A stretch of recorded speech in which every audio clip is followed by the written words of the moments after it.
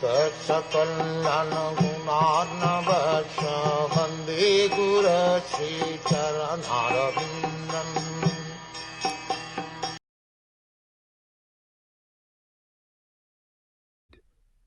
In this way, the living entity gets a suitable body with a material mind and senses according to his fruitive activities.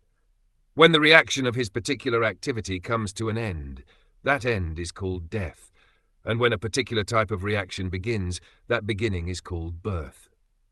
From time immemorial, the living entity travels in the different species of life and the different planets almost perpetually. This process is explained in Bhagavad Gita. Brahmayan Sarvabhutani Yantra Rutani Mayaya. Under the spell of Maya, everyone is wandering throughout the universe on the carriage of the body offered by the material energy. Materialistic life involves a series of actions and reactions.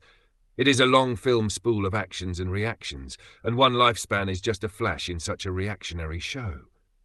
When a child is born, it is to be understood that his particular type of body is the beginning of another set of activities, and when an old man dies, it is to be understood that one set of reactionary activities is finished. We can see that because of different reactionary activities, one man is born in a rich family, and another is born in a poor family, although both of them are born in the same place, at the same moment, and in the same atmosphere.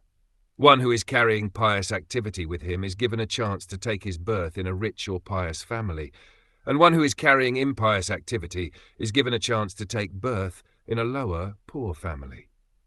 The change of body means a change to a different field of activities. Similarly, when the body of the boy changes into that of a youth, the boyish activities change into youthful activities. It is clear that a particular body is given to the living entity for a particular type of activity. This process is going on perpetually, from a time which is impossible to trace out. Vaishnav poets say, therefore, anadi karma phale, which means that these actions and reactions of one's activity cannot be traced, for they may even continue from the last millennium of Brahma's birth to the next millennium. We have seen the example in the life of Narad Muni. In one millennium he was the son of a maidservant, and in the next millennium he became a great sage.